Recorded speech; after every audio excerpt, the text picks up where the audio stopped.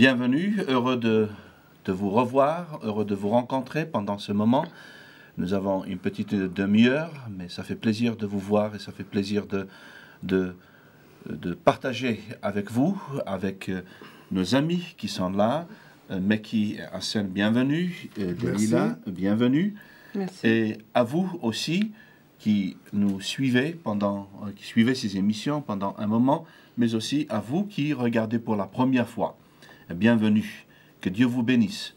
Alors, nous parlons de la parole de Dieu, nous lisons de la Bible, et nous avons essayé depuis un moment de parcourir, de faire un survol de l'Évangile selon Matthieu. Nous avons vu dans plusieurs émissions, nous avons vu l'enseignement que le Seigneur Jésus a donné, nous avons vu les miracles qu'il avait faits. Bien entendu, nous n'avons pas tout vu, mais en partie. Et nous avons vu aussi, lors des 2 dernières émissions, que le Seigneur Jésus préparait ses disciples pour la mission pour laquelle finalement il est venu, à savoir donner sa vie, mourir à Jérusalem sur la croix, et il a donné tant de précision et tant de détails afin que, justement, lorsque les choses arriveraient, que l'on se dise pas des choses qui sont arrivées par hasard. Donc, Seigneur Dieu avait toutes choses sous le contrôle. Bien, alors nous approchons justement de ce moment où le Seigneur Jésus allait être crucifié, où le Seigneur Jésus allait subir justement ce qu'il avait dit. Et je demanderai tout à l'heure à Delila de nous lire quelques passages, mais je demanderai, nous demanderons ensemble à Dieu de bénir ces moments. Seigneur notre Dieu, toi qui savais toutes choses dès le début, avant même que le monde ne soit créé par toi, Seigneur, tu savais, tu connaissais toutes choses. Cependant, Seigneur, tu nous as donné la liberté, Seigneur, de choisir. Comme tu l'as dit au travers de ta parole, au travers de ton serviteur Moïse, choisis la vie et tu vivras. Seigneur, merci pour la grâce que tu nous fais de choisir la vie, de croire, de recevoir ton Fils Jésus dans nos vies comme Seigneur et comme Sauveur.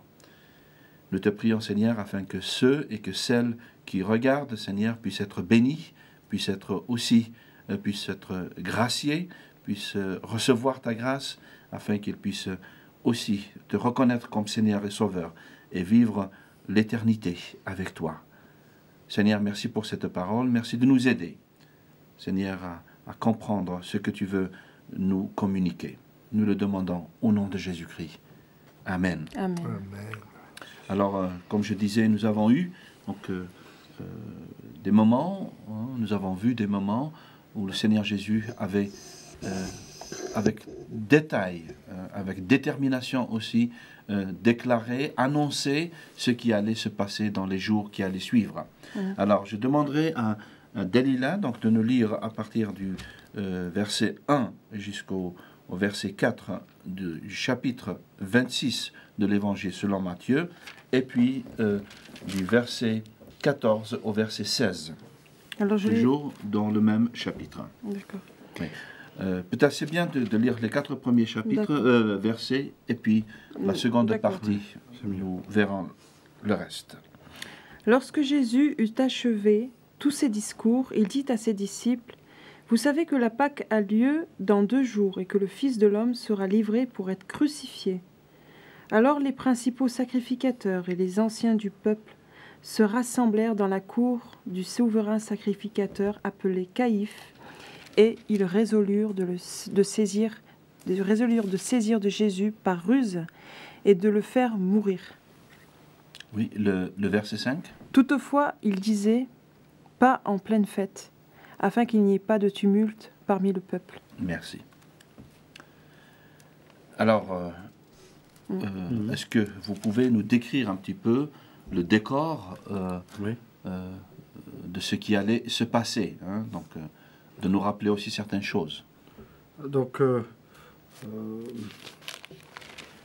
c'est un passage qui précède un certain nombre de discours sur la fin des temps, la justice globale de Dieu.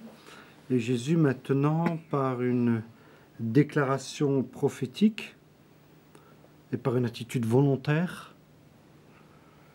rappelle que ce ne sont pas les responsables du peuple juif, qui tiennent son sort entre leurs mains, mais que Jésus se dirige volontairement vers la mort parce qu'elle fait partie, une fois encore, de sa mission. Et nous voyons bien par là que les choses vont en crescendo.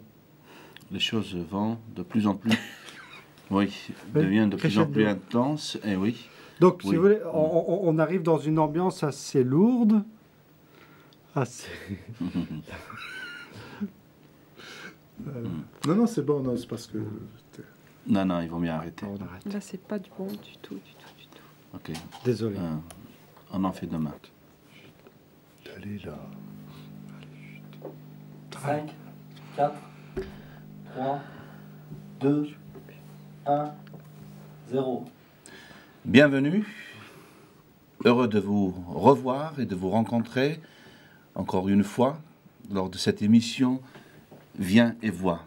Pendant cette émission, nous parlons bien entendu de la parole de Dieu, nous lisons de la parole de Dieu, et nous sommes encore dans l'évangile selon Matthieu, donc la parole de Dieu, comment Dieu l'a révélée à Matthieu.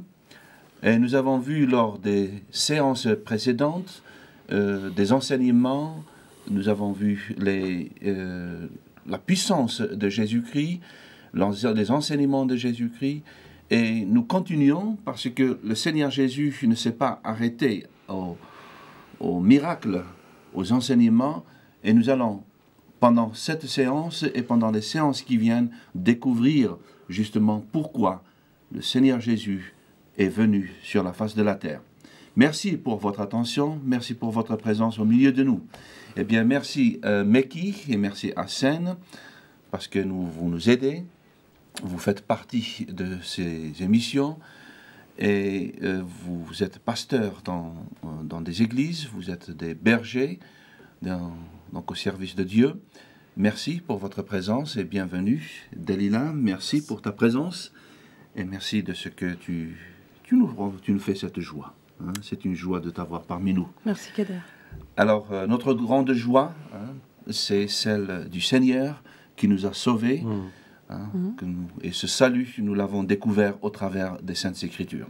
Alors je vous demanderai tout simplement, comme on dit, de baisser la tête devant Dieu afin qu'il nous fasse grâce. Seigneur Dieu, fais-nous grâce, oui. Fais-nous grâce, Seigneur. Fais-nous grâce de comprendre ta parole. Fais-nous grâce, Seigneur, aussi de la communiquer. En sorte, Seigneur, que le message que tu as pendant cette émission, Seigneur, puisse toucher le cœur de beaucoup et puisse fortifier la foi de nos frères et de nos sœurs. Que ton nom soit béni. Au nom de Jésus-Christ, nous prions. Amen. Amen. Alors, nous avons vu pendant les séances précédentes la vigilance que le Seigneur Jésus recommandait aux disciples.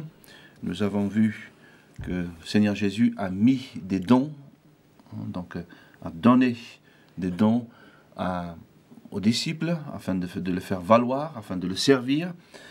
Et le Seigneur Jésus a fait un don particulier de sa vie. Et c'est ce que nous allons découvrir aujourd'hui, puisque nous avançons en quelque sorte vers la fin du ministère terrestre du Seigneur Jésus. Bien, alors je demanderai à Dalila de nous lire, nous sommes toujours dans l'évangile selon Matthieu, au chapitre 26, les 5 premiers versets, et puis les versets 14 jusqu'au verset 16. Si tu veux bien le lire, merci. Merci. Lorsque Jésus eut achevé tous ses discours, il dit à ses disciples, « Vous savez que la Pâque a lieu dans 2 jours, et que le Fils de l'homme sera livré pour être crucifié. » Alors les principaux sacrificateurs et les anciens du peuple se rassemblèrent dans la cour du souverain sacrificateur appelé Caïphe, et ils résolurent de se saisir de Jésus par ruse, et de le faire mourir. Toutefois, ils disaient, « Pas en pleine fête, afin qu'il n'y ait pas de tumulte parmi le peuple. » Verset 14. Alors l'un des 12, appelé Judas Iscario, alla vers les principaux sacrificateurs et dit, « Que voulez-vous me donner, et je vous le livrerai. » et lui payèrent 30 pièces d'argent. Depuis ce moment, il cherchait une occasion favorable pour livrer Jésus. Merci. Alors, Donc donc on approche, hein, c'est une étape dans nos émissions.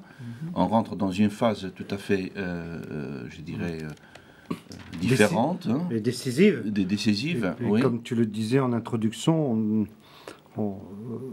le cursus de Jésus atteint son point d'orgue. C'est-à-dire le C'est-à-dire, cursus.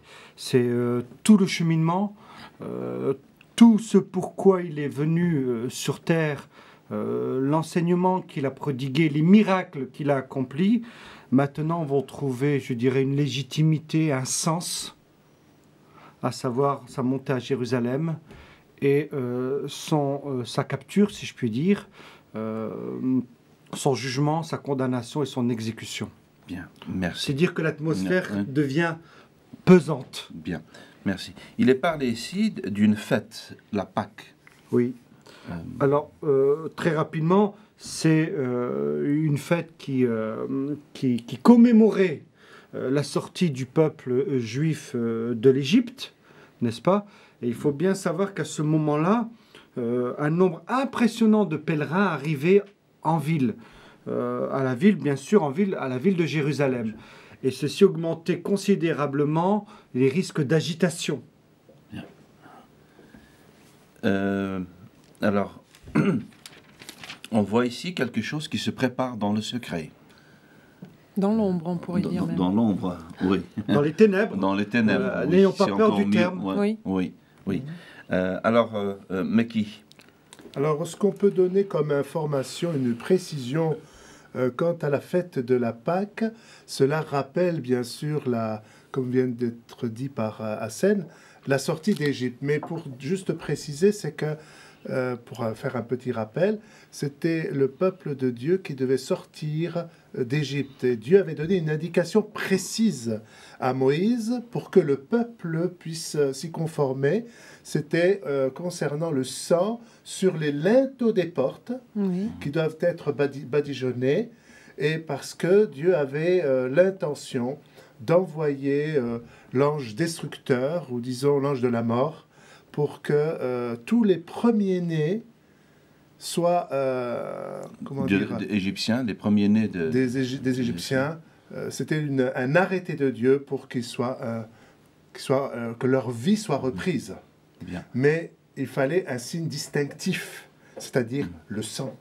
Et c'était ce qui s'était passé. Donc l'ange de la mort est passé. Et voilà que, dès que l'ange de la mort passait, il voyait le sang sur les linteaux des portes, il passait au-dessus. D'où cette définition Pâques, passage, passer au-dessus. D'accord. Mais Pâques, c'est le mot en français. Voilà, et puis en anglais, c'est Passover, passer outre, Oui, et en hébreu, c'est Péchar. pécheur. Péchar. Et donc nous sommes à 2 jours de cette fête principale, solennelle, qui, si je ne m'abuse, est la plus importante. Ouais. Et Jésus, donc, dans cette déclaration prophétique, vous savez que la fête de la Pâque aura lieu dans 2 jours, c'est alors que le Fils de l'homme sera livré pour être crucifié. Et nous avions vu dans les émissions précédentes que ce titre, Fils de l'homme, qui fait bien sûr référence à son humanité, pour le coup, indiquait la mort par laquelle il allait passer. Mais maintenant, il y a non seulement cette déclaration prophétique, mais surtout, Jésus rappelle que son sacrifice est volontaire. Il dira, ma vie, on ne me la prend pas, je la donne, n'est-ce pas? Donc, déclaration prophétique, attitude volontaire, et Jésus veut rappeler par là qu'il a toujours les cartes entre ses mains. Et c'est toujours lui qui impose le timing.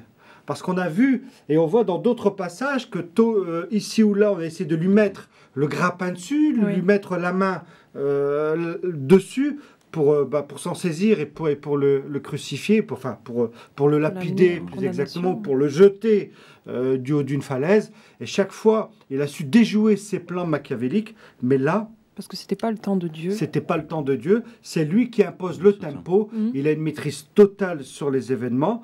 Et il rappelle que ce ne sont pas les responsables du peuple qui tiennent son sort entre leurs mains. Et Jésus se dirige maintenant vers la mort parce qu'elle fait partie de sa mission. Alors rapidement, juste nous rappeler pour nos auditeurs qui nous écoutent, qu'est-ce que la crucifixion et à l'époque, qu'est-ce que ça symbolisait? Alors la crucifixion trouve son origine dans la Perse antique, que les Romains donc vont l'utiliser, et ils vont l'utiliser essentiellement à l'endroit des esclaves et des crimes les plus vils, Et pour les citoyens non romains. et non romains. Ouais. Merci de la précision. Donc c'est dire que Jésus va être mis au rang des malfaiteurs, des moins que rien. Lui le juste, lui qui est sans péché, lui le Fils de Dieu, lui en qui se trouve la plénitude de Dieu, la puissance de Dieu, l'amour de Dieu, va être compté parmi ces gens-là. Et c'est une mort atroce. Voilà. Ouais. C'est une mort atroce, mais c'est aussi le signe de l'amour de Dieu qui va s'identifier à notre misère. J'ai lu quelque part, ou j'ai entendu dire, non, j'ai lu quelque part, non, c'est pas que j'ai lu quelque part, il est écrit dans, je crois, dans Deutéronome, qu'il est maudit quiconque soit pendu au bois. Oui. Donc c'est la malédiction Tout à fait. pour toute personne qui sera donc, Pendu au bois. pendu au bois. Oui. Et cette malédiction, le Seigneur Jésus ne méritait pas cette malédiction quand même. C'est Oui. il est le Fils de Dieu, etc. Mais il est venu spécialement. C'est bien de Voilà. le souligner parce que nous avons reçu, moi j'ai reçu l'enseignement qui n'a pas été crucifié, qui n'a pas été mis...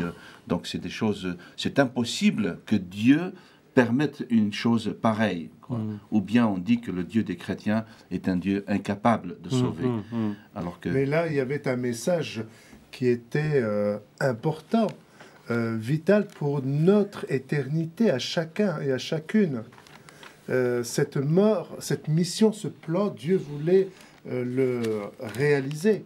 Et donc, sinon, si Jésus était venu juste pour dire faire des miracles, on s'arrête là. Je pense que sa mission n'avait pas de valeur en fait. Ouais. Mais parce qu'il devait passer par la mort pour nous sauver tous, là on peut dire que c'était un message très très important pour chacun de nous. Et d'ailleurs, juste pour reprendre la parole de Dieu, dans 1 Corinthiens 5, 7, pour nos auditeurs qui nous écoutent, Paul a écrit « Purifiez-vous du vieux levain, afin que vous soyez une pâte nouvelle, puisque vous êtes sans levain, car Christ, notre Pâque, a été immolé. » Voilà, c'était une précision du rappel du sacrifice de Jésus-Christ à la croix. Ouais, merci. Et par rapport à la remarque, le Dieu des chrétiens est-il faible ou non, pour laisser ainsi Jésus être saisi, être crucifié. Parce que les Juifs nous considèrent aussi comme étant des... comment dire, que nous avons un Dieu faible. Voilà, Oui. voilà. Mais il faut bien comprendre que c'est la mort de Jésus qui a pu permettre la victoire sur la mort. Et c'est un paradoxe en soi. Et le salaire du péché, c'est la mort. Oui. C'est ça qu'il faut bien saisir. Le salaire du péché, c'est la mort. Et la Bible nous dit que Jésus a été fait malédiction, il a été fait péché pour nous. Donc, ce sort qui nous était réservé, ce châtiment qui nous était préparé, est tombé sur Jésus. Merci. Alors, on continue un peu parce que non seulement le Seigneur Jésus qui a annoncé cela, mais on voyait aussi des préparatifs, justement, qui se faisaient donc à son sujet. Hein. Et Donc, quel préparatif? donc, oui. C'est oui. des complots? Des complots, etc. Oui, on va assister à une parodie de procédure judiciaire. On va même soudoyer de faux témoins qui apporteront de faux témoignages. Donc, oui, les textes nous le montrent bien, c'est toute une mascarade, un branle-bas combat, tant et si bien que Ponce Pilate, le gouverneur de la Judée de cette En époque, Palestine, oui. voit bien que le dossier il n'est pas solide. que Ouais. les arguments sont fallacieux Oui. et voudra à tout prix libérer Jésus. Mais comme Jésus a une maîtrise sur tous ces événements, il l'amènera même, Ponce Pilate, contre son gré, à ce que la condamnation soit exécutée. Bien. Alors, on voit ici quelques des choses vraiment qui se font. Alors, on dit, alors les principaux sacrificateurs et les anciens du peuple se rassemblèrent dans la cour du souverain sacrificateur, donc dans le grand cheikh, hein, donc de la religion, hein, et du souverain sacrificateur appelé Caïphe, et ils résolurent de se saisir de Jésus par ruse Par ruse, oui. et de le faire mourir. Hein. Donc, on voit aujourd'hui aussi des témoignages contre les chrétiens, justement, qui se font pour faire arrêter des chrétiens parce qu'ils sont chrétiens. On avance des témoignages vraiment faux, on avance des mensonges, je dirais même, parce que le chrétien est dans la vérité et que en dehors du Seigneur Jésus, c'est le mensonge, c'est le diable. Oui, et c'est en fait, hier comme aujourd'hui, et comme demain, c'est ce refus, comment dirais-je, les croyants remettent en cause le monopole. Et parfois on se demande si on ne fait pas de la religion commerce. Ouais. Et dès lors où il y a des citoyens exemplaires qui remettent en cause ce monopole de la religion, comme c'est le cas avec Jésus, alors là on voit bien que les fondements, les soubassements de l'enfer commencent à trembler. Alors, si vous voulez bien, le Seigneur Jésus a donné encore des exemples, des preuves que ce qui allait se passer. Qu'on croit que c'est pas un hasard, la situation n'est pas sous le contrôle. Alors, le verset 14 et le verset 16 que Dalila venait de lire, alors l'un des 12, appelé Judas, donc les disciples, Iscario, alla vers les principaux sacrificateurs et dit: que voulez-vous me donner et je vous le livrerai. Et ils lui payèrent 30 pièces d'argent. Depuis ce moment, il cherchait une occasion favorable pour livrer Jésus. Alors, 30 pièces d'argent, est-ce que ça vous rappelle peut-être Oui, c'est le salaire d'un esclave. le salaire d'un esclave? Pour acheter un esclave, c'est ce Ouais. que l'on retrouve dans le livre de l'Exode, au chapitre 21, verset 32. Mais c'est aussi le salaire d'un fidèle berger. C'est ce que l'on retrouve chez le prophète Zacharie, au chapitre 11, versets 12 et 13. Oui. Donc Et c'était des prédications. La symbolique de- a tout son sens ici. Ouais. On assiste bien à une trahison d'un disciple Oui. proche Voilà. du Oui. maître. Mais qui était prévu pour cela. Oui. Parce que les évangiles nous disent, un peu plus en avant, et Judas, d'ailleurs Jésus, lorsqu'il lui donne, au moment de la célébration de la scène, Oui. et Dernier repas. voilà, oui, merci, et il dit donc à Judas, en l'occurrence, si je retrouve... Oui, on arrive à ce passage justement pour le... Oui. C'est pour Alors, dire qu'il avait une oui. pleine maîtrise même sur Oui. la trahison de Judas, Oui. Alors, fils de perdition. donc le Seigneur Jésus a préparé, je dirais, puisque c'est la fête, hein, c'est la fête, et quand il y a une fête, il y a toujours un repas. Hein. Donc le repas de la fête de Pâques, et qui était donc une fête très, très, très importante. Alors, ce repas de la fête, est-ce que vous voulez bien nous rappeler ce que le Seigneur Jésus a fait, ce que le Seigneur Jésus a dit, et les enseignements qu'il a donnés pendant donc la Sainte Seine? C'est ce qu'on appelle donc le repas du Je ne l'ai Seigneur. pas lu. Hein, Alors, ah oui, je oui. pense qu'on va lire Oui, d'abord oui, les oui. versets et Oui. ensuite on va les On va commenter. peut-être les expliquer, oui. Voilà. Alors, versets 17 à 35. Le premier jour des pains sans levain, les disciples vinrent dire à Jésus: où veux-tu que nous te préparions le repas de la Pâque? Il répondit: allez à la ville chez un tel et dites-lui: le maître dit, mon temps est proche. C'est chez toi que je célébrerai la Pâque avec mes disciples. Les disciples firent ce que Jésus leur avait ordonné, ils préparèrent la Pâque. Le soir venu, il se mit à table avec les 12.